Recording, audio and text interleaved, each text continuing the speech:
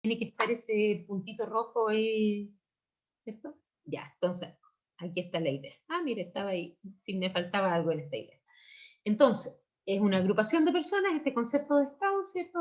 Que es parte de nuestra primera unidad de la asignatura. Me voy a volver para que recordemos, ahí está la primera unidad, que está en el contexto de las políticas sociales, los proyectos sociales, equidad y eficiencia en los proyectos sociales como características de estos, planes, programas y proyectos, que son de alguna manera la clasificación que vamos a utilizar para revisar cómo vamos a llegar hasta los proyectos, y el lenguaje propiamente tal. Todo eso es parte de nuestra primera unidad. Y entonces estábamos diciendo que deberíamos partir de este primer concepto global, que es el concepto de Estado. Nosotros vivimos en el Estado chileno, por lo tanto somos parte de esa agrupación humana que está asociada a un determinado territorio y que se rige por ciertas reglas que le permiten mantener el orden social, político y jurídico, y este orden tiene como fin último, ¿cierto?, el bien común. Eso es lo que importa. Pero además está establecido y se mantiene en virtud de una autoridad, además una autoridad para nosotros que es la autoridad de gobierno, una autoridad legítimamente, ¿cierto? ¿Cómo se dice? Hay una autoridad nombrada legítimamente, ¿cierto? Y escogida, elegida, ¿ah? Y que es representativa, ¿cierto?, de la voluntad de esa agrupación humana a la que esta autoridad va a dirigir. Pero además, esta autoridad tiene una particularidad, está dotada de poderes de coerción. Uy, disculpen, medio frío. ¿Qué significará poderes de coerción? Dotada de poderes de coerción. ¿Mm? Ay, medio frío. ¿Qué serán los poderes de coerción?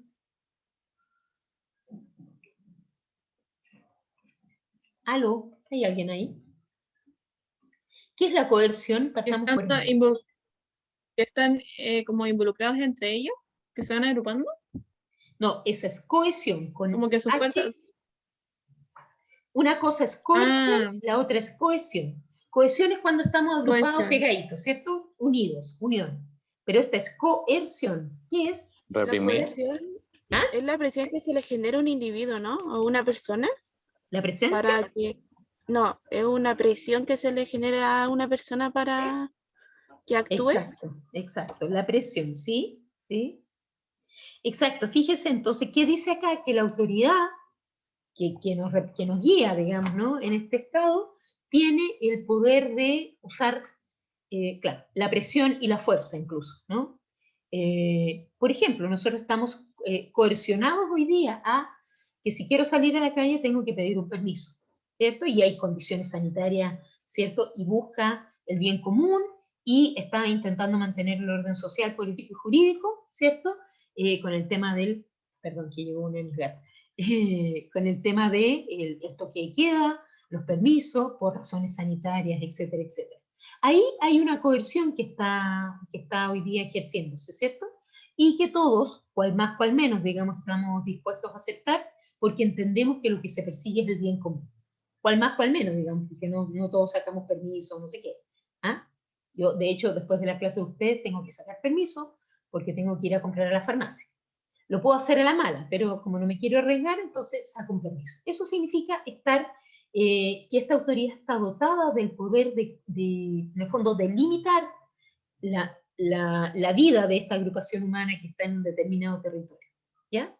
A eso se refiere la coerción. Y es bueno hacer la diferencia con cohesión. Cohesión es con H y con S. ¿Ya? Esto es coerción. ¿Ya? La cohesión tiene que ver con la unión. ¿Sí? Estamos tan cohesionados en este grupo, estamos tan unidos. No, aquí es la coerción.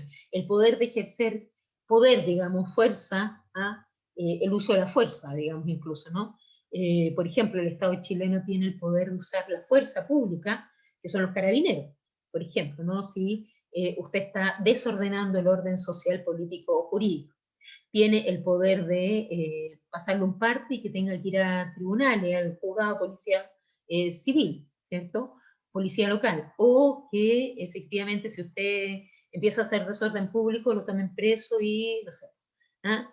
Sea apercibido por los tribunales, ¿vale? Entonces, el Estado está compuesto por la población, por el territorio y por el poder político. Por lo tanto, la población, fíjense, agrupación humana, pero aquí habitualmente son los nacionales y los extranjeros, o sea, los nacidos en ese territorio, pero también los extranjeros que llegan a vivir al territorio. Y que para lo cual, ¿cierto?, el Estado va a fijar normas y reglas. ¿Ya? Otro elemento, el territorio que habitualmente está más asociado al espacio físico, donde se asienta la población, constituye otro de los elementos fundamentales. Entonces, uno era la población, otro es el territorio, pero según algunos, más que solo un elemento, es una condición de existencia, que aquí si no hay territorio desaparece el Estado. Y fíjense qué pasa con Palestina e Israel, por ejemplo, ¿cierto? Dicen que Israel ha ido a, ¿cómo se llama?, acechando o acercando o limitando cada vez más la existencia del territorio palestino, ¿ya? Y hay algunos analistas que dicen que lo que busca Israel es que en el fondo Palestina desaparezca, por ejemplo, en ese caso, ¿ya? Entonces, ¿qué significa el territorio? Territorio son las aguas interiores, los lagos, los ríos, el territorio marítimo, el espacio aéreo.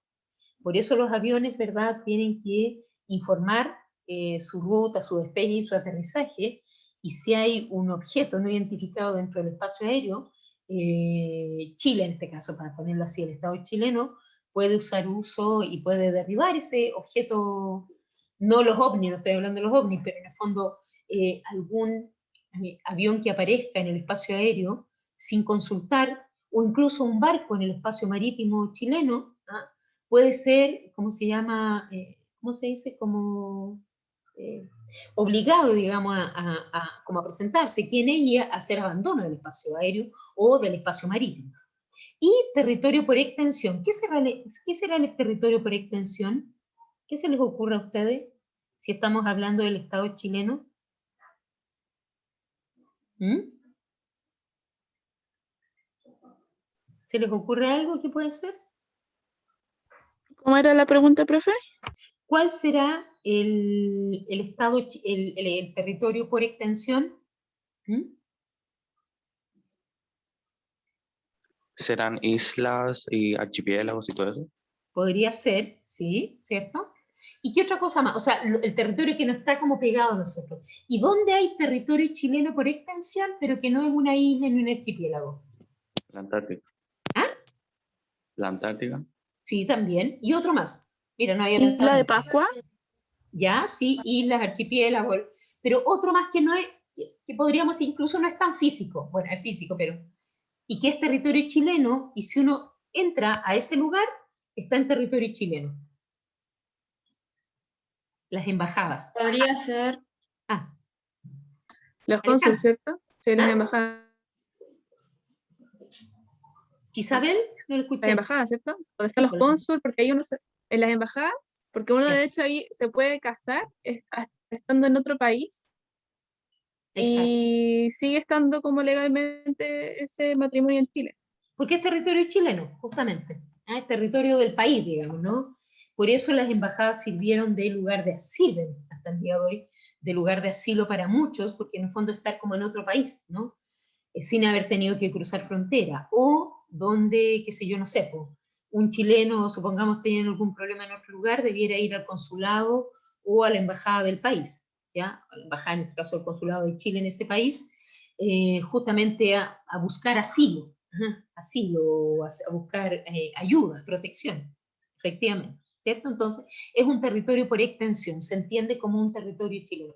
De hecho, ayer veía, ustedes saben que hay un país, es de Asia, si no me equivoco, Myanmar, tiene ese nombre tan raro, que siempre ha tenido problemas con el tema de la democracia, ¿no? Y ha estado permanentemente asolado por golpes de Estado militar. Y de hecho habían logrado tener ¿cómo se llama?, un gobierno democrático, que estaba liderado por una mujer, que no me acuerdo, parece que duró como unos cuantos años en el poder, y si no me equivoco fue en el verano que le hicieron un golpe de Estado y ella está detenida. Bueno, y los militares han hecho desaparecer mucha gente en este periodo, por lo que reportan las noticias, digamos, Myanmar, así se llama, Myanmar. Y ayer leía, a propósito, no, ayer escuchaba una noticia que el embajador de Myanmar en Reino Unido, si no me equivoco, en Inglaterra, no pudo entrar, bueno, había sido muy crítico de este golpe de Estado, y ayer quiso entrar a la embajada y no pudo entrar porque la embajada había sido ocupada por militares de Myanmar, militares, digamos, de su país, obviamente, en el fondo sacándolo de la embajada, de alguna manera.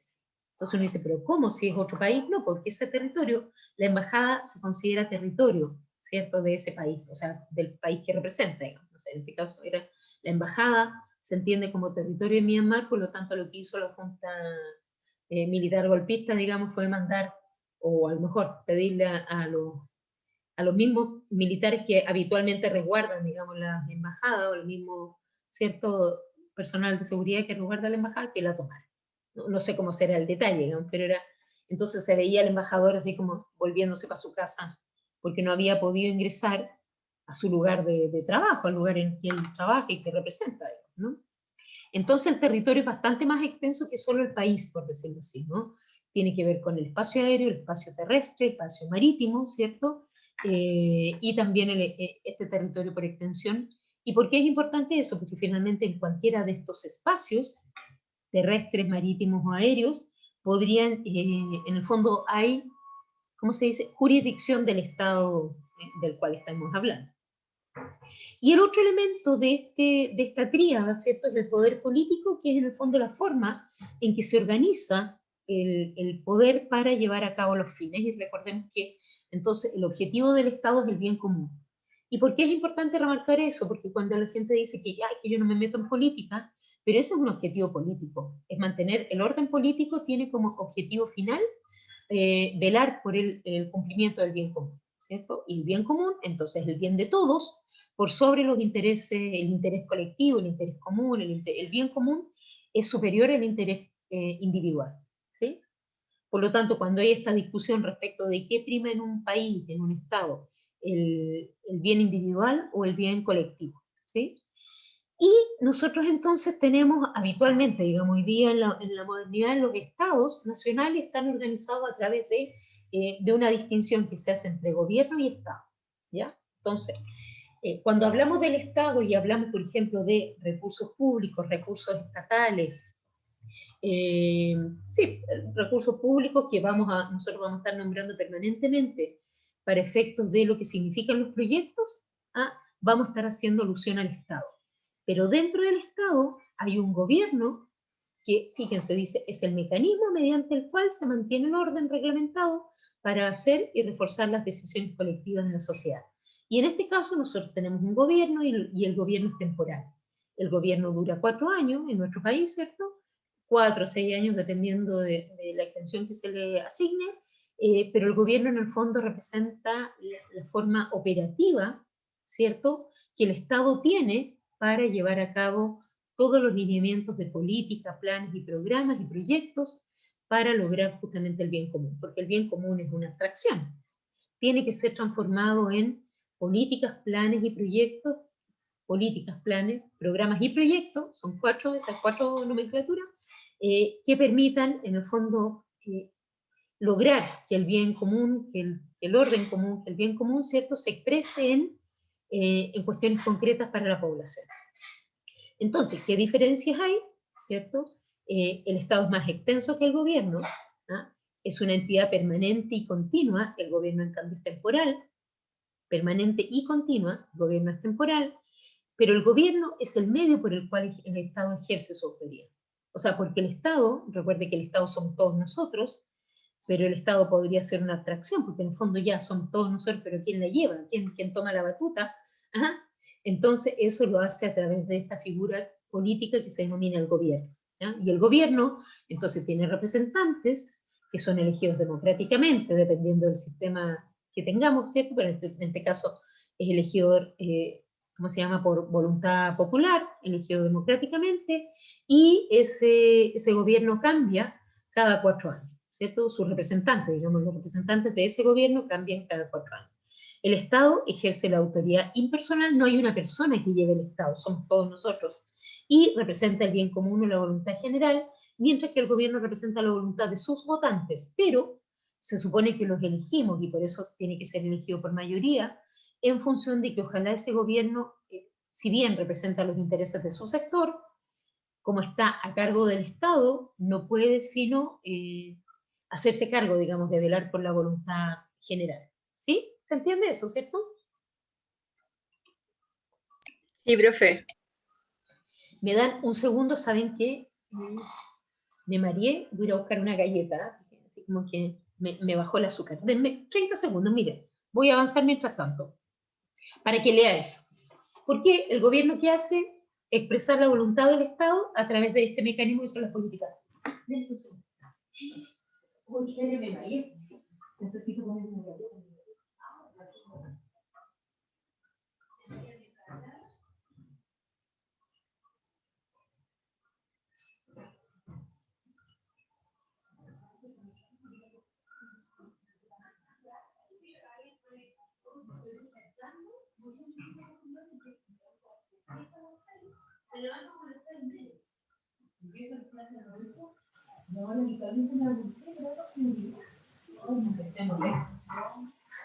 El Ignacio está arriba en su pieza, pero disculpen, chicas, chicos, si hubiéramos estado seguramente en el aula, ustedes saben que yo estaría con mi café, pero ahora no me levanté a hacer café. Tengo agüita, pero me voy a comer una galleta. Ustedes me disculpan, va a quedar todo esto en la grabación. Ya, sigamos entonces, me como una galleta. Ahí. Si no, voy a terminar media desmayada. Ya. Entonces,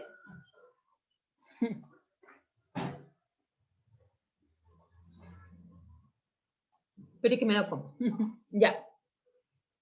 Entonces, fíjense, tenemos este Estado, que somos todos nosotros, en un territorio, en distintos territorios, pero entendido como el territorio del Estado chileno, y además nos hemos organizado de manera tal, ¿cierto?, que hemos definido que hay un gobierno que en el fondo es el que dirige, pero lo hemos elegido entre todos, por lo tanto, de alguna manera ese gobierno tiene que velar por los intereses de todos, se supone, ¿cierto? Estamos hablando en términos ideales. Pero ¿cómo hace ese gobierno para llevar a cabo entonces la voluntad general y la finalidad del Estado, que es el bien común? Lo hace a través de lo que se denominan justamente las políticas públicas. ¿Y por qué vamos a utilizar el concepto de público? Porque lo público equivale a lo que va a estar organizado, financiado, planificado desde el Estado, ¿ya? Por eso vamos a hablar de políticas públicas. Después, probablemente vamos a hacer también la alusión a la política social, porque la política pública no es solo la social, no sé, todo lo que tiene que ver con las decisiones económicas, productivas, también son política pública, pero no en el tema social. Disculpen. Entonces, ¿qué dice esto? Dice que el conjunto de las actividades de las instituciones de gobierno, o sea, estamos leyendo ahí todo lo que dice ministerio, servicios nacionales, direcciones nacionales, todo el organigrama del gobierno deberíamos tenerlo en nuestra cabeza, ¿no? Actúa directamente o a través de agentes, ¿m? Y estas políticas van dirigidas a tener una influencia determinada sobre la vida de los ciudadanos. ¿A qué se referirá cuando dice ya, el conjunto de actividades de las instituciones de gobierno que actúan directamente o a través de agentes? ¿Se les ocurre que puede ser eso? Piensa en cualquier política pública, programa, plan o proyecto que a usted a lo mejor le ha tocado ser beneficiario. ¿Cuál podría ser la diferencia entre actuar directamente o a través de un agente? Becas. ¿Mm? Becas y beneficios. ¿Ya? Subsidios. ¿Y cuál? Espérate. Yocho, ¿cuál sería la diferencia en que esa beca o beneficio es entregada directamente o a través de algún agente? A ver.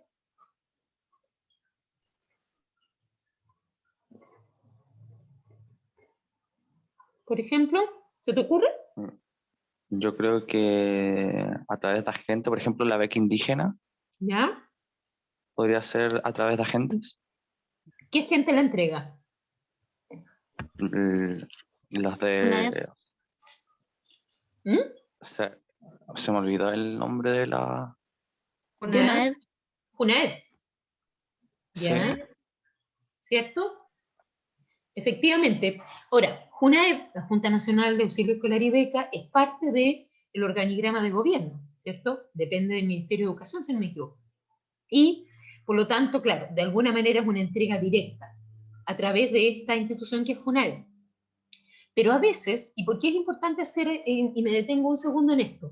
Porque a veces los proyectos, los programas, proyectos, beneficios, como yo señalaba, no lo entrega directamente la JUNAEB. Supongamos que, les voy a poner otro caso, el CENAME. El CENAME, el Servicio Nacional de Menores, Servicio Nacional del Menor, que ahora está cambiando, digamos, con todo el tema de la ley, forma parte del Ministerio de Justicia. Recibe como su objetivo y financiamiento y todo para la protección de los niños y niñas en situación de vulnerabilidad.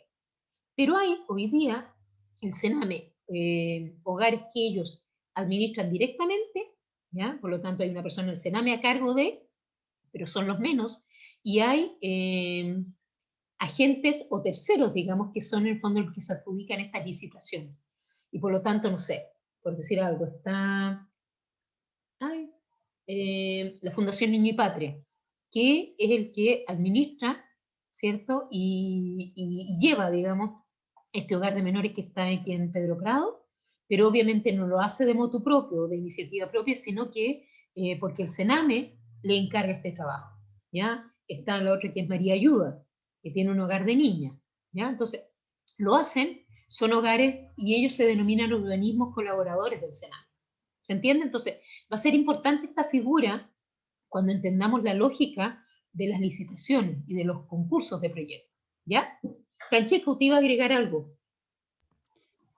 No, quería consultarle que si la gratuidad como es entregada directamente del Ministerio de Educación, entonces no tendría ningún agente que se Claro, interponga ahí, pues. claro, porque es un beneficio, ¿cierto? Entregado directamente desde el Estado, digamos, a través del Ministerio de Educación en este caso. ¿Mm? Exacto, claro. Eventualmente, espérame, eventualmente podría haber en el fondo que ese beneficio se entrega en la medida que haya una matrícula, digamos, en una institución de educación superior, por ejemplo. ¿Ah? Claro, pero sí, es un beneficio más directo. ¿Ah? ¿Alguien iba a hacer un comentario? Yo Me prefiero, dijo nuevamente que quería estar comiendo, pero estaba muy mareada. Dame, por ejemplo, igual puede ser el tema de las becas internas quizás de la UTA. ¿Eso también sería un agente o sería de manera directa? Lo que pasa es que la UTA es un organismo público, ¿ya? Y como organismo público, claro, yo creo que estaría más cerca de lo que es una inversión directa, una entrega directa, ¿ya? Porque en el fondo la plata que la UTA recibe es plata del mundo público, del Ministerio de Educación. Claro, salvo que uno los considerara a ellos como agentes, ¿no? Como un agente que está llevando a cabo la política pública, por ahí podría ser. Pero habitualmente vamos a considerar a los agentes, sobre todo los que son a veces agentes del mundo privado, pero que trabajan, en el fondo, con recursos del mundo público, ¿ya? Bueno, pero en el fondo es claro, es ver, ok, ¿quién entrega la plata? El ministerio. ¿Quién la ejecuta? En este caso la universidad. Y eventualmente incluso la universidad podría contratar un tercero, ¿ya? Por ejemplo, no sé, licita, de hecho, no sé, licita el casino, la atención del casino, ¿cierto? Y le paga para que atienda y le dé comida, no sé qué, no sé si lo licita la universidad o la CUNAB, no me acuerdo, pero ya, supongamos que lo licita la universidad, la cafetería. Obviamente la gente que atiende la cafetería es una empresa privada, ¿cierto? Una empresita, a lo mejor privada, pero lo hace con recursos públicos. ¿Fija? Entonces, de alguna manera, en el fondo, ¿cuál es la lógica? Y eso en el fondo es lo importante. El Estado chileno y los gobiernos, en el fondo los gobiernos, decidieron que el Estado chileno tenía que ser más chiquito. ¿Por qué? Porque en estricto rigor debiera significar, usted sabe que el servicio de aseo en la universidad, por ejemplo, podría ser externo, los guardias, y la cafetería. Si no fue, o sea, de no ser así, debieran ser gente contratada de la universidad, directamente por la universidad, ¿cierto? Y por lo tanto la universidad debiera tener una especie como de dirección de guardias y personal de aseo, o de, no sé cómo le llaman, servicios secundarios o algo así, y en ese departamento como de servicios secundarios, para ponerle un apellido, la gente de aseo, la gente de guardia y la gente que atiende la cafetería, por ejemplo, ¿ya? Y no sé, los choferes, para decir algo, ¿ya? Y por lo tanto tendría que tener un departamento completo solo para ese tipo de apoyo, ¿no? En la universidad. Entonces, ¿cuál ha sido la decisión que los gobiernos sucesivamente han hecho respecto del Estado chileno? Que el Estado chileno tiene que ser más chiquito. La universidad es la expresión del Estado chileno porque es pública, ¿cierto? Entonces se empezó a instalar, y eso es importante porque nos va a servir para entender el tema de los programas, las políticas, los planes, se empezó a instalar esta idea de tercerizar. No sé si han escuchado eso. En el fondo, de licitar a un tercero que haga eso. Entonces, es más barato, lo voy a decir así, es más económico para la universidad licitar todo lo que es el servicio de guardias, aseo y cafetería, y que venga alguien, venga alguno, y se gane esa licitación y lleva a cabo, obviamente con las condiciones que la universidad pone, porque es más barato y es más eficiente. No necesariamente es bueno, pero es más barato y eficiente. ¿En qué sentido? Por ejemplo, si yo soy la universidad y no sé, tengo en un departamento a la gente de aseo, los guardias de la cafetería, y este grupo de gente decide hacer una huelga porque no están ¿cómo se llama?, de acuerdo con las condiciones que yo estoy pagando, me queda la embarrada en la universidad, porque no hay guardia, no hay aseo, la cafetería no funciona, me queda la embarrada, ¿cierto? Casi tendría que suspender clases, que es el rubro central, digamos, de la universidad. O sea, estos servicios son tan importantes que me podrían dejar la embarrada, lo voy a decir entre comillas, en la universidad. A lo mejor otros van a decir, no, que funcione igual aunque esté cochino, no importa ya. Pero resulta que si yo lo tengo externalizado, que es la palabra, tercerizado, y contraté, no sé, para la empresa Juanito Pérez, y esta empresa Juanito Pérez él me trae a la gente de aseo, él pone a la gente de guardia, y él pone la cafetería, si la gente está haciendo una huelga, la gente de guardia, de cafetería y de aseo, le hace una huelga al Juanito Pérez, no a mí. O sea, porque si se toma la universidad esta gente, yo le digo, Juanito Pérez, ven a sacar a tu gente. Estoy haciendo una caricatura chiquilla, ustedes ya me conocen. Juanito Pérez, ¿sabes qué? Ven a sacar a tu gente, o que si los guardias no llegaron, o la señora de la cafetería se enfermó, necesito que me pongas a alguien porque no puedo estar sin cafetería en la universidad, por decir una tontera. ¿Se entiende, no, la lógica? Entonces, ¿qué ha pasado? El Estado chileno, bueno, en general los estados modernos, son cada vez más chicos, hay menos gente trabajando en el Estado, que alguien podrá no discutirlo, pero hay menos gente trabajando en el Estado de manera permanente, de planta. Hay mucha gente trabajando a honorario. Hay menos gente trabajando de planta, hay más gente de planta de manera permanente, porque el Estado se ha ido achicando, y el Estado lo que hizo ahora, y por eso nos interesa a nosotros los programas y proyectos, licita un programa para que alguna empresa venga y atienda la cafetería de la UTA. Licita a lo mejor programa, incluso a lo mejor como empresas distintas, otro programa para que una empresa venga y, por ejemplo, tenga todo el personal de aseo. Y otro programa para el personal de guardia. A lo mejor si un empresario es vivo, le va a decir a la universidad, ¿sabe qué? Yo le llevo personal de guardia y personal de aseo juntas. Y lo trata todo conmigo. Más fácil, pues más eficiente. Ahora, ¿cuál ha sido el problema? Si estamos hablando de personal de aseo o la cafetería que no funciona un día, da lo mismo probablemente, ¿cierto? Pero, por ejemplo, cuando esas empresas no funcionan, y significa, por ejemplo, el tema de la basura, los camiones recolectores de la basura, o significa la concesión de las carreteras, y las concesionarias y las carreteras suben cada vez más los peajes. Empieza a quedar un poquito la embarrada, ¿no? ¿Se entiende la lógica de lo que estoy diciendo? ¿Por qué es importante hacer esta alusión? Sí. Porque, gracias, ¿por qué es importante hacer esta alusión? Porque los recursos que el Estado entrega hoy día, claro, hay recursos directamente, ¿cierto? Como decíamos, ya la acción del Ministerio de Educación entrega la plata a la universidad, para pagar los profes, para pagar la luz, el agua, no sé qué. Pero le pasa un poco de plata a la universidad también, para que la universidad licite ciertos servicios. O la JUNARI, ¿no? La verdad es que no sé qué lo licitáis. Y en el fondo le está diciendo, mira universidad, mira UTA, No te estoy dando esta plata para que armes un departamento de aseo, guardia y cafetería, sino para que tú esta plata se la pagues a un tercero, pero lo bueno de pagárselo a un tercero, que ese tercero está especializado en guardias, aseo y cafetería. Y tú, universidad, te dedicas a lo que es tu rubro, que es educar y qué sé yo, lo que sea. ¿Se entiende? Sí, profe. Sí, Ya. Lo explico, y lo voy a explicar muchas veces, porque de alguna manera esa decisión política en un momento de achicar el Estado y que regulara más el mercado que el Estado, la mano invisible del mercado, significa que hoy día las instituciones en Chile, instituciones públicas, son chiquitas. Probablemente usted escucha todos los días la queja con respecto al COVID y cuando dicen que no hay suficientes trazadores. ¿Han escuchado esa palabra? No hay suficiente gente en la calle para, o sea, personal del área de salud, para que haga el seguimiento de los contactos estrechos y todas esas cosas que nosotros ya conocemos, ¿cierto? Y dicen que no hay suficiente y que están sacando a la gente de los consultorios para que haga eso, o que no hay suficiente gente en el área de salud para la atención y las camas críticas, es porque el Estado chileno es chiquito, ¿ya? ¿Y por qué es chiquito? Porque hay una decisión política ahí, de que no sea el Estado el que regule, sino, perdón, el Estado solo regula, no sea el Estado el que organice, planifique y ejecute, sino que solo regule y el que ejecute sea el mercado. Y el mercado es privado. ¿Mm? Ya.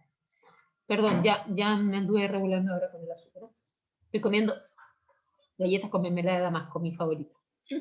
Ya. Sigamos. Uy, pero de verdad que me había venido así como el bajón.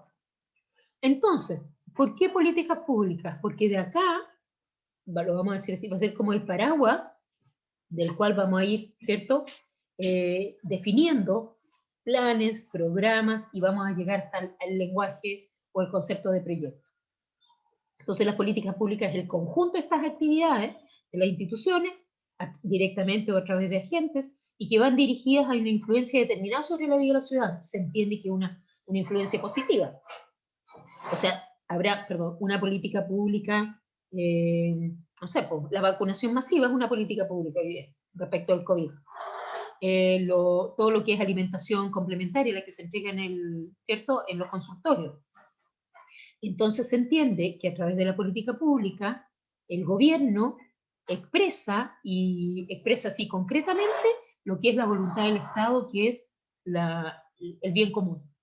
La salud pública, la alimentación, la sobrevida, la calidad de vida, lo que sea. Ahora, como dice ahí, son decisiones, un proceso decisional, que se llevan a cabo en un tiempo, en un determinado plazo. Entonces, probablemente nadie ponía muchas fichas cuando el año pasado, en esta época, mientras estábamos nosotros todos atacados con este tema del COVID, no entendíamos, estábamos tratando de organizarnos para la educación remota y todo, Piñera y su gobierno empiezan a hablar de las vacunas y de comprar vacunas. Y todos dijimos, oye, ¿qué estáis preocupado de las vacunas? Yo pensaba que estás preocupado de las vacunas, preocúpate de lo que pasa ahora. Bueno, pero él, en su mente de empresario, creo yo, eso le jugó a favor.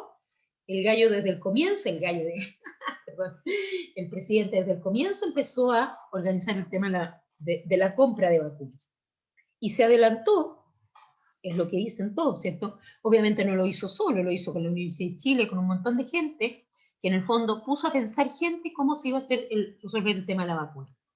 Y afortunadamente, en ese sentido, a él le funcionó esta mente, digamos, empresarial o la de su equipo, digamos, ¿no? De adelantarse al mercado como Estado. Y por lo tanto adelantarse al mercado y negociar con distintos países o distintos laboratorios, en realidad, que estaban fabricando la vacuna. ¿Se fija? Entonces, ahora, lo que yo también he entendido, por lo que he escuchado, que nosotros también, y todos los médicos lo dicen, nosotros tenemos un servicio de atención primaria, aunque a uno no lo atiendan también en el consultorio, pero que está organizado y que la gente lo ocupa, que es el consultorio, ¿cierto? El COSAN, el que sea, el CEPAM, el que sea. Y gracias a esa red de atención primaria que de alguna manera se ha podido resolver en parte, digamos, lo que significó la atención pública, la atención a través de hospitales y consultorios, y lo que ha sido el proceso de vacunación, que también ha sido desde los consultorios organizado, digamos, ahí, ¿no? En el caso nuestro, en la comuna, está organizado por el Departamento de Salud de la Cornuesi, ¿ya? Entonces, en ese sentido uno dice, mira, claro, a veces funciona esta relación con el mercado, a veces no es tan buena, ¿ya? Como cuando, no sé, pues, baja, ¿cómo es? Baja el precio del petróleo, no, sube el precio del petróleo, si sube el precio del petróleo, baja el precio del cobre, es como algo así, no, o sube el valor del dólar, no sé, hay una relación entre el valor del dólar y el valor del cobre, nuestro. Y por lo tanto, si baja nuestro valor de cobre, tenemos menos sueldo para el sueldo de Chile, ¿se entiende? Eso, bueno, puede consistir también en lo que no se está haciendo, ¿no? Una política pública, por ejemplo, hoy día, se está dando prioridad a la atención de los enfermos, de los pacientes COVID, y todos los que son pacientes de otras patologías están siendo como postergados, ¿ya? Y eso significa también una decisión, que tiene todos los costos que ha tenido para todos, digamos, ¿no? Para nosotros y también para el gobierno. Profe, Uh-huh. el IFE y el retiro del 10% también estarían dentro de las políticas públicas, ¿verdad? El IFE sí, porque es el ingreso familiar de emergencia, es una política Sí. pública, pero en el caso del 10%, yo diría sí, no. Perdón. Porque de alguna manera el tema del 10%, el tema del uso de los fondos previsionales, es una demanda que está instalada en la ciudadanía hace mucho tiempo, y nosotros lo comparamos en Chile, comparamos con lo que pasaba en Perú, que la gente podía sacar sus fondos. Y la gente quería hacerlo aquí hace mucho tiempo, porque por el usufructo que las administradoras de fondos de pensiones hacen de nuestros fondos, y además porque finalmente uno guarda plata, y cuando te entregan la plata, así, pues un conchito, digamos, ¿cierto? Y porque además todo lo que significa la pérdida de estas administradoras, que lo que hacen es de alguna manera negociar con tus platas, la pérdida se traduce en ti y tú no tuviste que tocar. Entonces, yo tengo una duda con respecto si el 10% fue una política, o sea, se convirtió finalmente en una política pública, sí, desde el momento en que se votó en el Congreso, ¿cierto? Y se tuvo que legislar para autorizar el retiro del 10%, ya vamos en el segundo, vamos para el tercero. Y ya para el segundo, como no le gustó tanto el chiste al gobierno, porque en el fondo ellos tenían otra propuesta, y fue una propuesta que no nació del gobierno. O sea, yo creo que nació de la gente, y el Parlamento y algunos diputados particularmente tuvieron como el ojo de tomar esa idea y llevarla a un proyecto de ley, y ese proyecto de ley, después de toda la discusión, todos los vetos que tuvieron de parte del gobierno, finalmente se convirtió en una política pública. Pero que, acuérdate que era por una vez. Después, la segunda vez, el segundo retiro fue con impuestos, con pago de impuestos. La gente que tiene que hacer su declaración de renta ahora tiene que decir que obtuvo como ingreso su propia plata, el segundo 10% de su propia plata. Entonces, las condiciones, claro, las puso finalmente, fue parte de la negociación entre el gobierno y el Congreso para aprobarlo, y se convirtió en una política pública, pero, claro, como con ciertas condiciones. Y ahora que se está discutiendo un tercer posible retiro, quién sabe, como dicen, con qué letra chica va a venir. ¿Ah? Ahora, Sí, para porque que ya en el segundo sacaron con letra chica, ahora sí, pues, quizás. con letra más chica todavía. Sí, Haría el 8 ahora. Ahora, fíjense, pero ¿por qué te digo que es como igual relativo el tema de que si está en política pública o no? Porque claro, efectivamente está considerado, está asociado al tema de la voluntad general de la población, ¿cierto? Tiene un objetivo final que es el bien común, fue presentado, digamos, y fue ratificado y votado finalmente por el Congreso del Gobierno, no sé qué, y después se decreta, digamos, y se saca la ley que autoriza que uno retire esos fondos. Sin embargo, los fondos no son públicos. En el fondo los fondos son individuales y son privados, por decirlo así. Entonces, por eso hay mucha gente que señala que es una mala política pública. Porque la política pública, miren, una política, el último punto, para ser considerada como pública tiene que haber sido generada o procesada en el marco de las instituciones y organizaciones gubernamentales. Claro, sí. Pero además, incluso debiera ser financiada con fondos públicos. Entonces el IFE sí lo es. El IFE, fondo del Estado chileno, ¿cierto? O sea, plata de todos nuestros impuestos, pero que es entregada a las familias con X requisitos, ¿cierto? Muchos requisitos. Dicen que es más fácil, no sé, hacer una carrera en la universidad que entender cómo optar alguna ayuda ahora del gobierno. Bueno, yo ya ni postulo, porque ya sé que quedo afuera de todas las cosas. Nunca me dieron beca para los cabros, para la universidad, así que ya. No miento, ahora sí al Ignacio le dieron beca en la U. Pero no por el tema de ingresos ni nada, porque el papá del Ignacio trabajó muchos años en la UNA, por eso le dieron, si no, no hubieran dado. Así que, pero entonces yo tengo la duda si efectivamente es una política pública el retiro del 10%, porque finalmente las platas no son públicas, las platas son privadas, o sea, las platas son las de cada uno. Uno no va a buscar plata a la municipalidad, al gobierno, al municipio o al ministerio. Es plata de uno en su cuenta de ahorro, claro, administrada, ¿cierto?, por estas administradoras de fondos de pensiones que también son privadas. Entonces, ahí, pero claro, está en el contexto de una ley, que es la ley del ahorro previsional, ¿cierto?, en la ley del fondo de los fondos para jubilación. Entonces, yo tengo mi duda si es una política pública desde el punto de vista del financiamiento, ¿ya? Pero puede ser un buen elemento para mirar. Ahora, tenemos instrumentos en la política pública. Algunos de estos son la norma jurídica, ¿cierto?, cuando se establece, y por eso todo el tema de la votación en el Congreso, que uno dice, bueno, hay algunas decisiones de política pública que efectivamente pueden ser tomadas por el gobierno, por el presidente, sin tener que preguntarle a nadie, digamos, al Congreso ni nada. Pero son las menos, ¿no? Porque si no se vuelve muy, ¿cómo se dice?, muy... Dependeríamos mucho del personaje que esté en el gobierno, ¿cierto? ¿Cómo es la palabra? Discrecional. Hay algunas decisiones que son efectivamente como solo basta la decisión del presidente. Por ejemplo, los indultos. No son los indultos, bueno, los indultos, sí. Los indultos, algunas decisiones para nombrar gente, por ejemplo, la Corte Suprema. Hay decisiones que son como de la máxima autoridad, que en este caso es el presidente de nuestro país, que tenemos un sistema presidencialista. Pero la mayoría de las normas, ¿cierto?, tienen que acatarse y habitualmente se hacen en relación con lo que señala, por un lado, el Congreso, lo que autoriza o no el Congreso, y también muchas de esas decisiones se tienen que ratificar, algunas, dependiendo obviamente del área, en lo que significa, por ejemplo, la Corte Suprema, o en otro organismo contralor que existe, que es la Contraloría General de la República, que es la que vela por la legalidad de la actuación pública. O sea, el intendente, el alcalde no, el alcalde no tanto, pero los municipios son más autónomos, pero el gobernador, el intendente, el presidente o el ministro quieren hacer 1000 cosas, pero no pueden hacer todo porque si no la Contraloría le dice, chiquito, eso no se puede. Usted escuchó hablar de la Katy Barriga, ¿no? ¿Cómo se llama? No, la alcaldesa también, la alcaldesa de Maipú. Sí, profe. Cada cierto tiempo la retan de Contraloría porque compró peluches, hizo un TikTok no sé qué en horario de trabajo, ¿cierto? Ella es tan pinturita, ¿no? Entonces, claro, todas esas cosas, ¿sí? ¿Se acuerdan que hizo una sesión una vez y tenía puros peluches ahí en los asientos?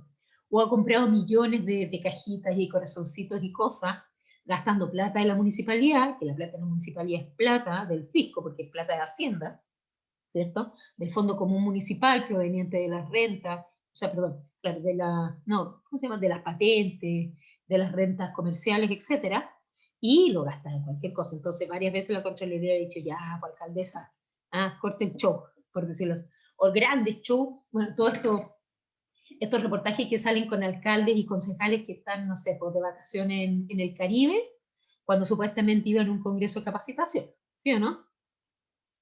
Profe, ¿y no los pueden sancionar en este caso por ocupar plata que en realidad no es de ellos? Se supone que hay sanciones, pero nunca queda muy clara la sanción. Muchas veces son sanciones más administrativas, más amonestaciones, como un chinguito, ¿no? Ya, pues, córtalo. Ajá.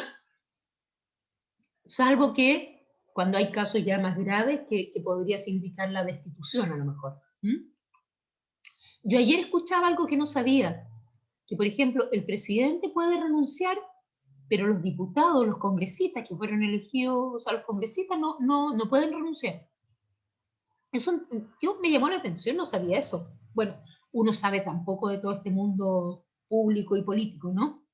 Bueno, ¿Qué otras políticas públicas puede tener? ¿Qué otro instrumento? El servicio de personas, ¿cierto? Obviamente que es la mayoría de las políticas públicas en las que nosotros podamos trabajar.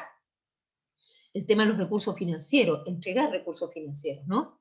Y otro instrumento en la política pública es la persuasión. Po. Dígame si no es lo que hace todos los días el pobre ministro de Salud, que ya está, ¿cómo se dice? Ya está chico ya de pedirle a la gente que se porte bien y que use mascarilla y no sé qué, ¿o no? No sé. Esta grabación va a ser lo más feo del mundo, ¿no? Porque la profe está comiendo, pero usted le explica, si su mamá está al lado, le dice, la profe se está desmayando, le explica a su mamá, ¿ya? Porque esto no se hace estar comiendo aquí mientras trabajo. Ya. La persuasión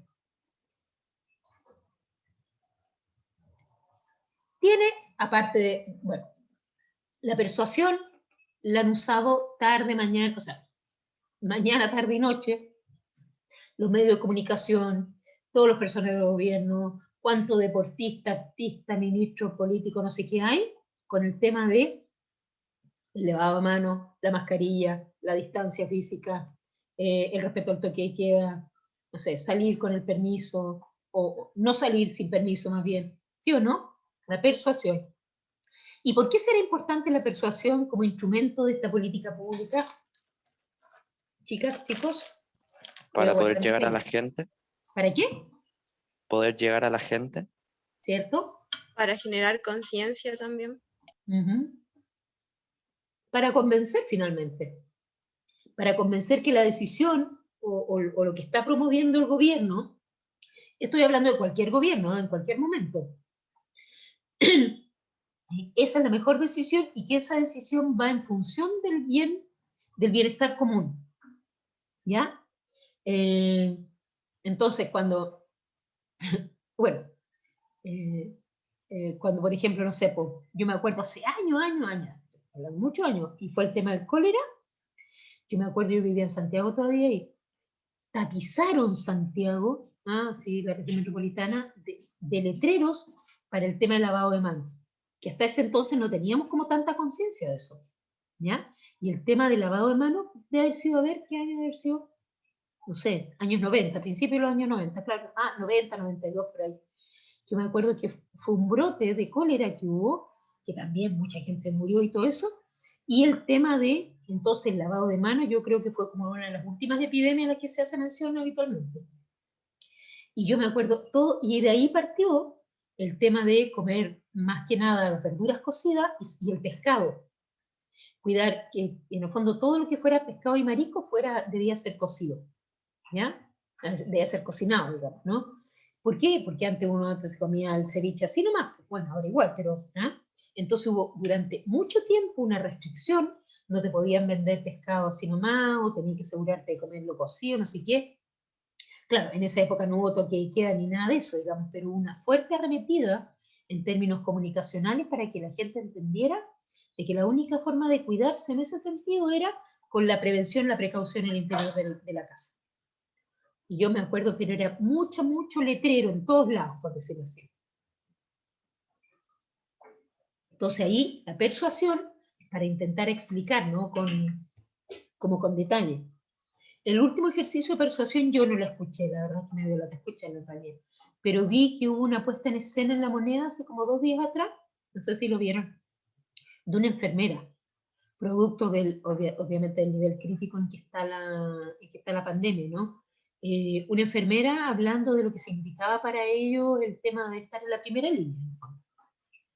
No sé si vieron ese. Entonces estaba la enfermera hablando de La Moneda y estaban los ministros y el presidente.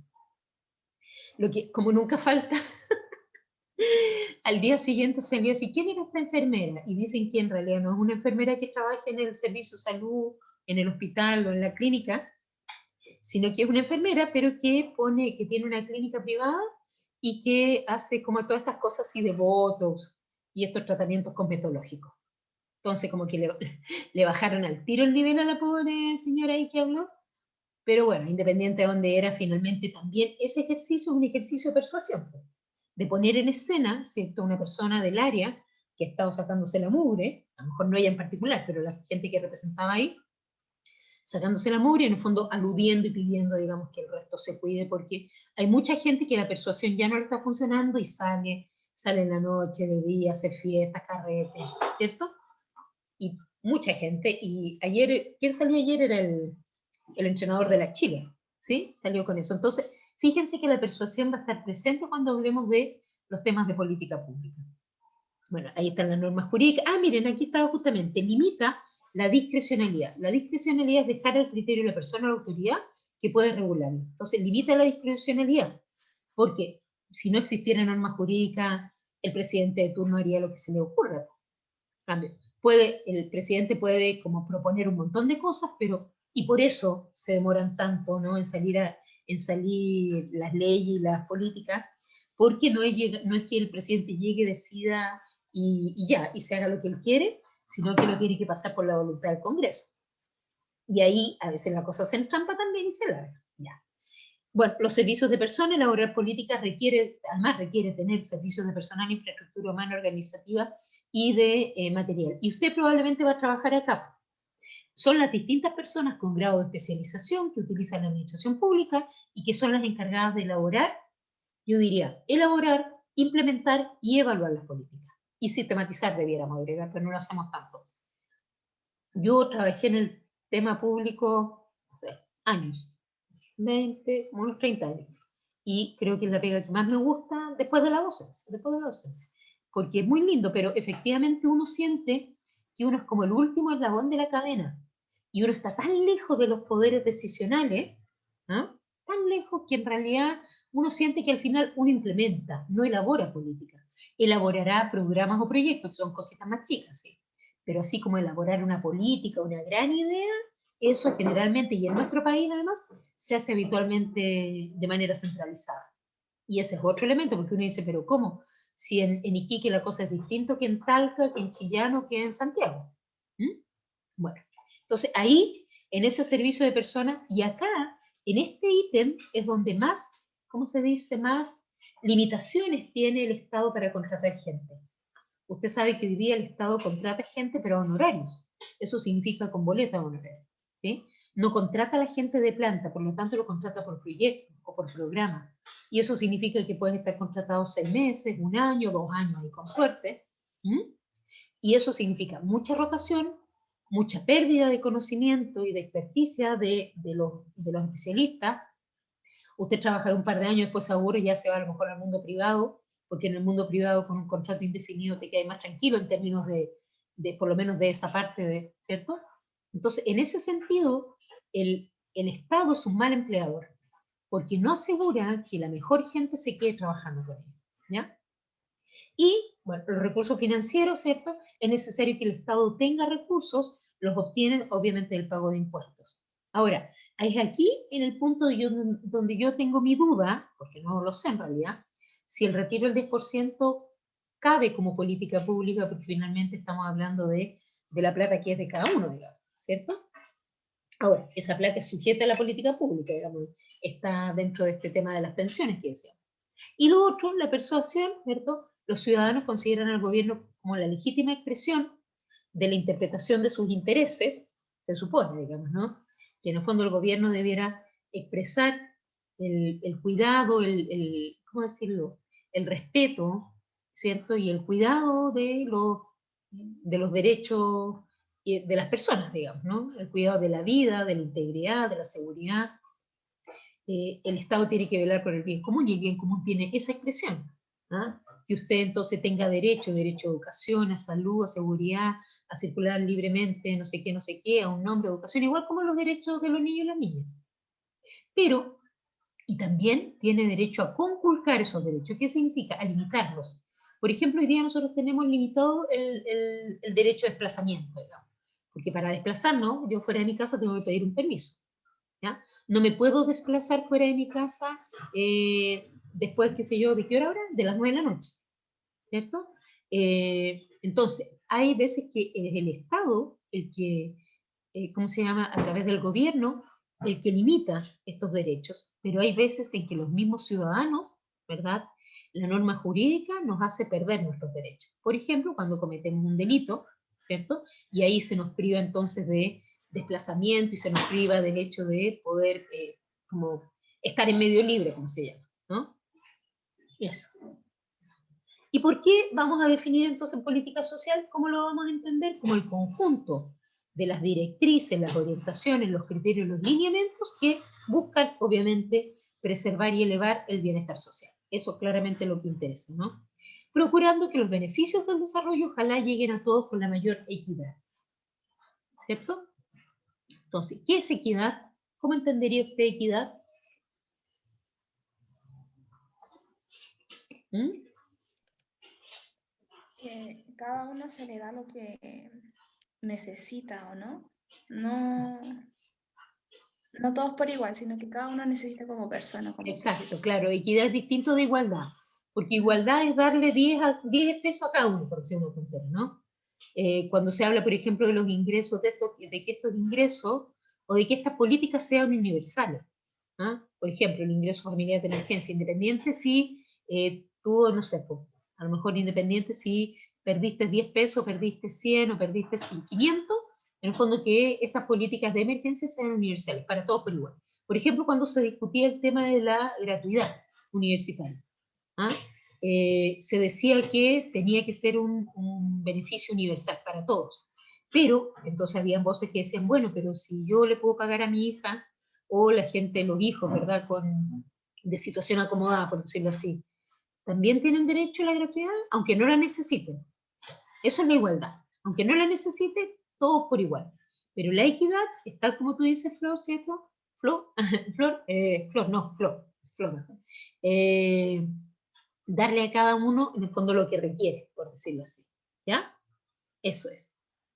Y, obviamente, la política social incluye todas las estrategias y políticas concretas, son las políticas concretas del Estado para construir sociedades cohesionadas y equitativas, porque en el fondo con la idea de que efectivamente todos obtengan lo que necesitan para vivir, ¿ya?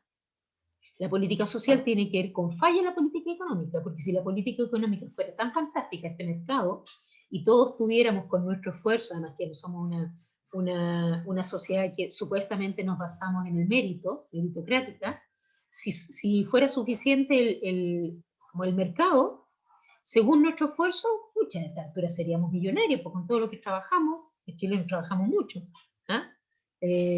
Bueno, no solo chilenos, ¿ah? Chilenos extranjeros, digamos, la gente en general aquí en este país trabaja mucho, muchas horas, pero si fuera por eso seríamos todos millonarios, ¿ya? Entonces, cuando falla la política económica, entonces aparece esta política social, como una manera justamente de suplementar, ¿ya?, de llevar un poco de equidad y de alguna manera de suplir las necesidades de las personas. Tiene un carácter de asistencia, ¿no?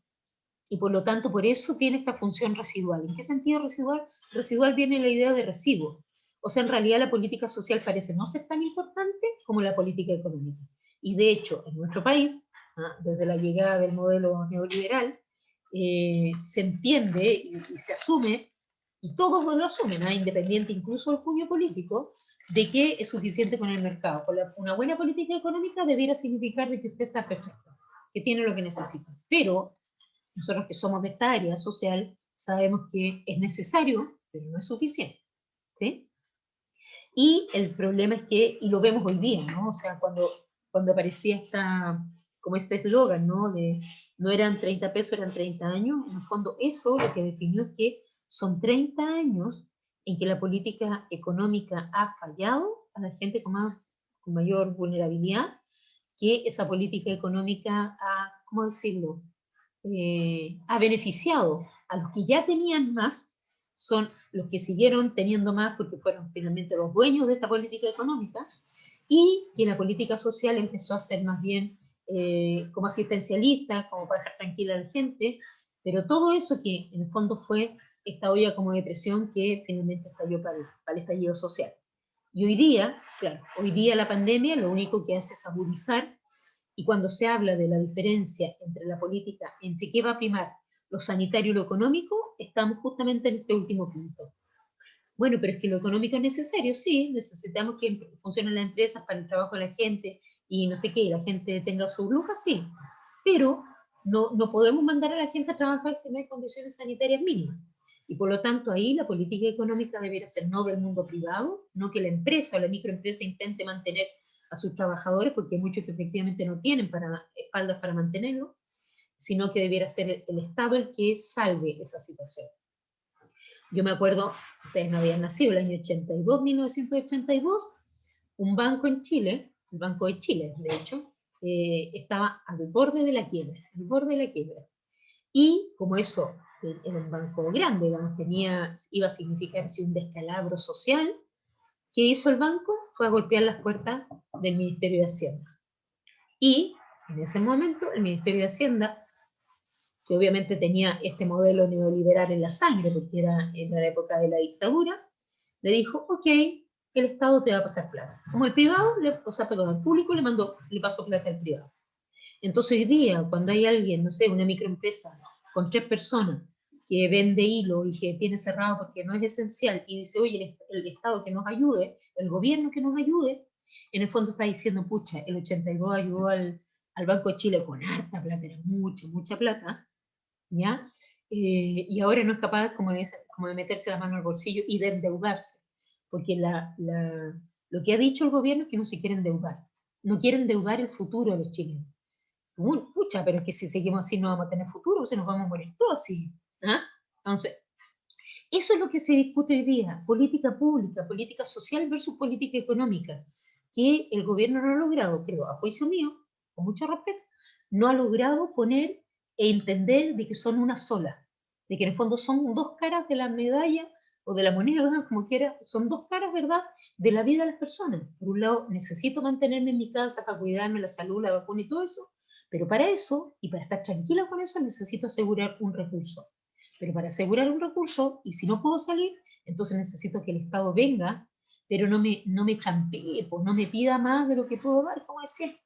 ¿Ah? ¿Cierto? O sea, que no me haga tan la vida cuadritos en el fondo, ¿cierto? Para tener el IFE, la beca, el crédito, ¿ya? Etcétera. Ya.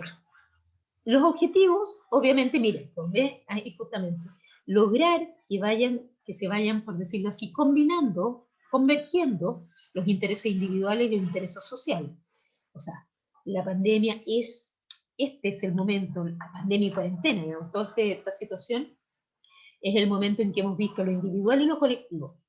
Lo individual, cuando hay gente que en la noche sale, que la fiesta, ayer había gente en un gimnasio, ¿cómo se llama? Los pastores predicando en una iglesia y se supone que no se debiera, ¿cierto? Todo eso. Y por otro lado, el otro objetivo es aminorar o regular el embate, o sea, cuando la política económica no alcanza para todos, por decirlo así, o en realidad no da el ancho, ¿no? Da el ancho para resolver las dificultades, como ya lo estamos viendo ahora.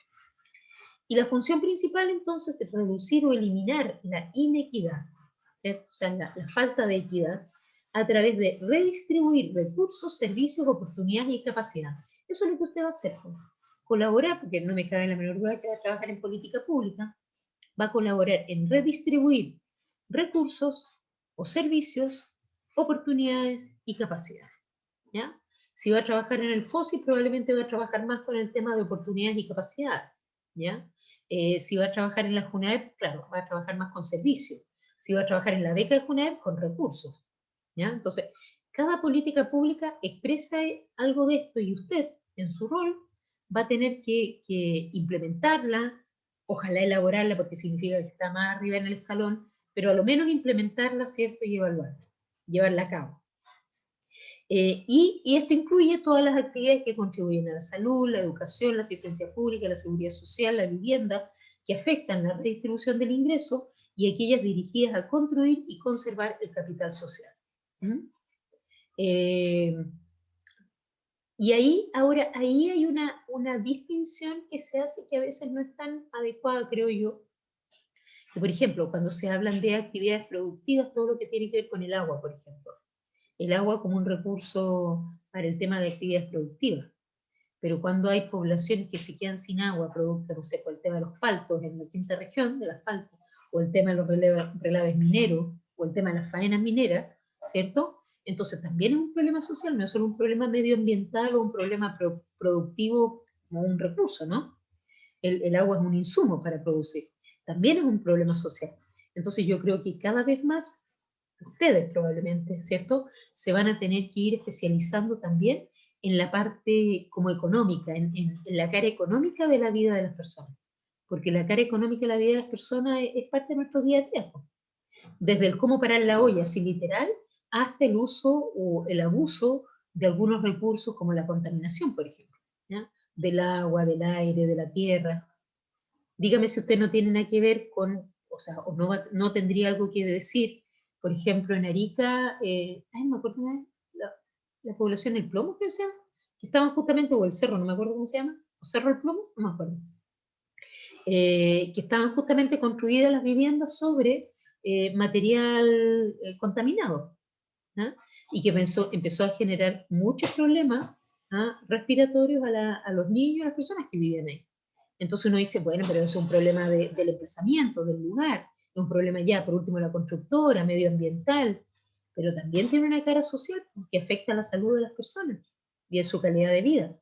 Así que tiene harto para hacer, ¿eh? Tiene harto para hacer cuando se ponga a trabajar. Ahora, la política social requiere no es solo la transferencia de recursos, porque si no sería bastante fácil, sino que, dice, contempla la posibilidad, conveniencia y necesidad de la participación activa de la población. ¿Ah? No es solo como abrir la ventanilla y empezar a entregar números, caja o lo que sea, o bienes o no sé qué, sino que la política social se ha puesto cada vez como requisito, ¿verdad?, que en el fondo los beneficiarios sean activos participantes de ese proceso, ¿ya? No la mera pasividad producida por el acto de recibirlo, sino que la participación activa, ¿ya? Por lo tanto, la gente cuando dice, oye, pero a nosotros no nos han preguntado si es nuestra plata, ¿ah?, está haciendo alusión a la necesidad de participación también. Que sea operativo, ¿ah?, la política social tiene que usar el poder político para reemplazar, completar o modificar operaciones del sistema político. Entonces, cuando el sistema político decimos no da el ancho, por ejemplo, no sé, no sé, el poder político dice que nos tenemos que quedar en la casa, lo mismo, y entonces pierdo la pega, entonces la política social tiene que venir en mi ayuda con el bono, por ejemplo, ¿no? Alcanza resultados que el sistema económico no logra por sí mismo, ¿cierto? Y lo hace orientado por valores distintos a los de las fuerzas del libre mercado. Entonces está bien, dice uno, que el mercado siga operando, pero el Estado no puede estar al margen, no puede estar pasivo, ¿ah?, de lo que está pasando con las personas en cualquier situación. Hoy día lo ponemos en el ejemplo de la pandemia, ¿ya? Entonces cuando la gente en la tele dice, es que a mí no me ha llegado nada, o es que a mí el registro social, ayer decía una persona, que aparecía en el registro social de hogares, perdón, que no tenía derecho a ningún bono ni nada porque tenía como 1.800.000 de sueldo. Pero el señor mostraba ahí y en el fondo lo que tenía era que le pagaba la licencia atrasada y lo que le aparecía como ingreso eran como sueldo como de 6 meses. ¿Ah? Entonces, claro, al final recibía como 1.800.000, pero durante 6 meses no había recibido nada. Entonces, hay valores distintos que tienen que operar, que no es solo el mero número, por decirlo así. Y la desigualdad, entonces, comprende la distribución desigual de bienes económicos, poder político y expectativas culturales para la sociedad. Esta desigualdad social no es un hecho natural, es producida y reproducida en las instituciones sociales. Entonces, aquí hay dos elementos. Por un lado, que efectivamente nosotros vivimos en una sociedad que es súper desigual en términos económicos de acceso a bienes, productos y servicios, de acceso a educación, a trabajo, por un lado, ¿no? Por lo tanto, pero esta desigualdad la hemos construido entre todos.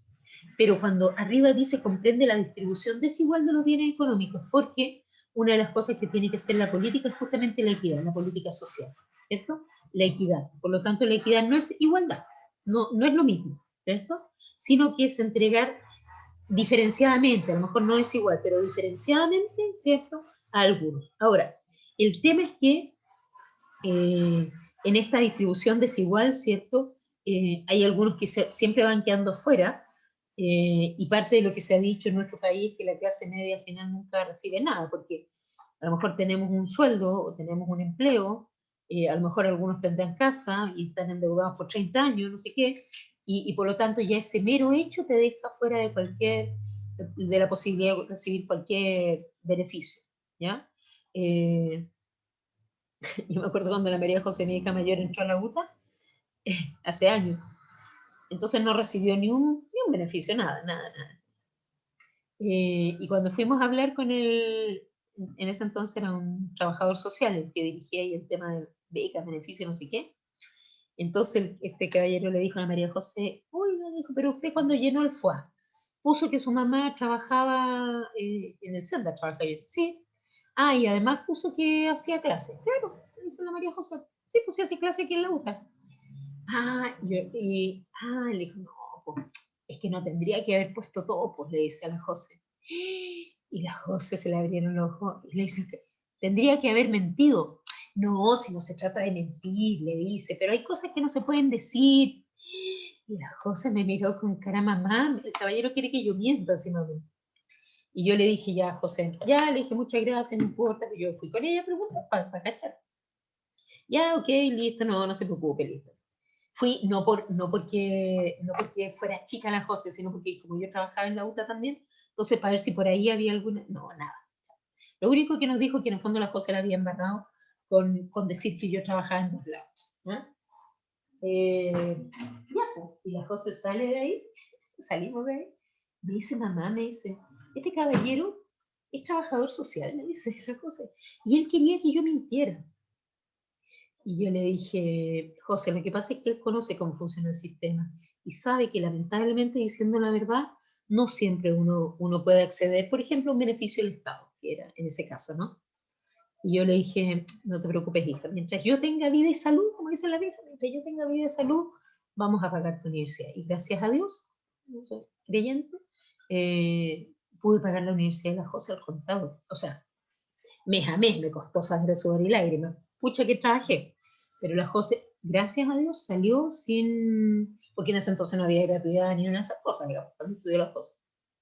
Salió sin deuda mi guagua. Así que ese es mi mayor, bueno, el orgullo de qué significa ella en sí, pero mi mayor orgullo es mi mayor tranquilidad es haberla dejado titulada sin deuda ni nada. Y espero que, bueno, el Ignacio va por la misma, tiene su beca, así que mientras la cuide y la mantenga, estamos al otro lado. Se fija entonces, de alguna manera eso uno dice, pucha, es súper injusto, porque me saco la mugre trabajando, pero yo en particular no tengo casa propia, no tengo esta, entonces tengo mi puro trabajo, pero si yo me enfermo, estamos solos. Entonces, la vulnerabilidad de la clase media que depende de un trabajo, y uno dice, uy, menos mal que tengo trabajo, pero imagínense hoy día la vulnerabilidad cómo se expresa, porque no sé, pues no puedo salir a trabajar, si no trabajo no gano, ¿ya? Claro, dependiendo del tipo de pega, a mí me lo permite hacer así, y puedo seguir trabajando. Pero ayer decía una persona, no puedo salir a la calle, no, miren, porque además estaba definido como no esencial. Entrevistaban unos caballeros que eran mueblistas en Santiago, un sector así como viejo, una parte vieja en Santiago, y ellos vendían muebles, lijaban y hacían muebles. Entonces el caballero dijo, ¿sabe qué? Dijo, yo sé, sí, súper educado el tipo, dijo, un periodista le dijo, yo sé que esto es catalogado como no esencial, pero si no vengo acá, abro mi tienda, trabajo, hago mis pedidos, entrego qué sé yo, los muebles que me han pedido, no trabajo, por lo tanto, o sea, si no trabajo no gano. Y venir a trabajar para mí es esencial. Claro, pues. Entonces, la definición, en este caso que ha hecho el gobierno, de los bienes esenciales o no esenciales, tiene a mucha gente sin pega hoy. Y esa gente, lamentablemente, como estábamos diciendo, no está siendo sujeto de políticas económicas, digamos, o sociales que estén llegando, porque él aparecía, decía, yo aparezco como que tengo una pequeña empresa y por lo tanto soy empresario. Y empresario, tengo un local con 4 muebles y además me dicen que tengo que tener semana. Ya, sigamos. Bueno, hay distintos niveles de política. Este PPT yo lo voy a subir durante la tarde. Más tardecito lo voy a subir para que lo siga leyendo. Políticas de distinto nivel. Obviamente, políticas a nivel del Estado. Por ejemplo, la política a nivel del Estado que se ha mantenido independiente de los años que han pasado es, por ejemplo, bueno, educación básica, los 12, 14 años de educación, ¿cierto? Preescolar, básica y básica. Preescolar, escolar, básica. Secundaria, digamos, o media, esa es la palabra. Otra política ya que es una política del Estado, independiente del gobierno, es el tema de la alimentación complementaria que sea ¿cómo se llama? Los consultorios. Política Nacional de Alimentación Complementaria, el penal. Hay otras políticas que están asociadas al gobierno de turno, ¿no? El gobierno que está en el poder y la legitimidad está ligada a la capacidad del grupo para imponer esta directriz al colectivo. Por ejemplo, una política gubernamental hoy día es el toque de queda, ¿ya? Que está hecha, digamos, obviamente en el contexto de lo que ya todos sabemos, pero es una ¿cómo se dice? Una potestad, en este caso del gobierno, pero no es una política permanente de Estado, ¿ya? Y una política institucional es la directriz emanada de la estructura de poder de una determinada organización, ¿ya? Y su legitimidad está ligada a la capacidad del grupo para imponer la directriz al colectivo. Por ejemplo,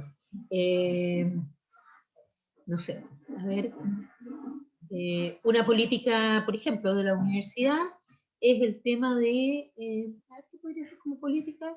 Bueno, ahora, una política es el tema de haber pasado de las clases presenciales desde el año pasado ahora a la modalidad remota.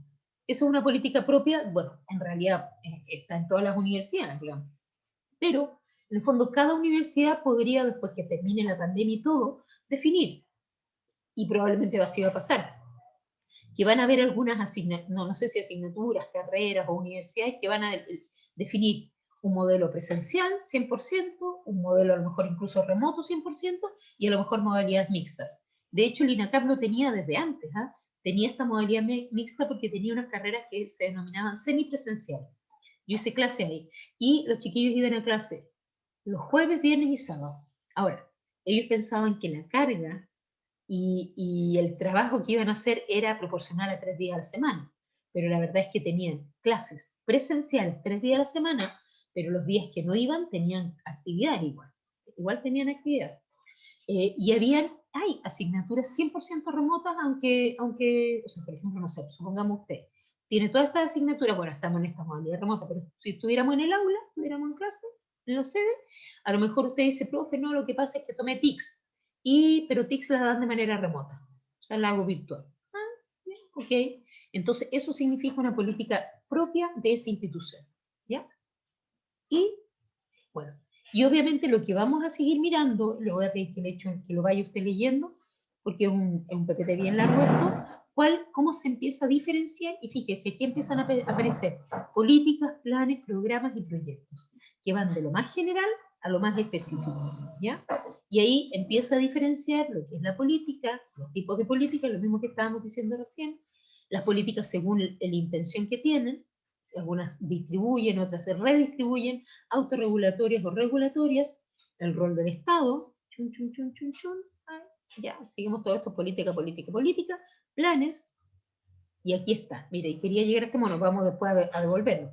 El plano, la política que es generalmente nacional, define planes de acción, los planes de acción definen objetivos generales y específicos, generalmente para cumplir esos objetivos específicos diferenciamos por programa, por ejemplo, no sé, por la escuela, un programa dirigido a los niños, un programa para los profes, un programa para la familia. Y cada programa se va a diferenciar, se va a expresar en iniciativas más cortas, más pequeñas, que son los proyectos, ¿ya? Y después vamos a seguir mirando los programas, los proyectos, diferencias y coincidencias, y después ya vamos a ir a lo que es la elaboración de la política. Este es un PPT, no, tiene 47, tiene como para toda la primera unidad en realidad, con este PPT. Así que voy a salir de acá, voy a subir, no al tiro, porque voy a aprovechar mis 2 horas que tengo clase después a las 2, voy a aprovechar para ir a la farmacia, tengo que sacar permiso, pero lo voy a subir en la tarde.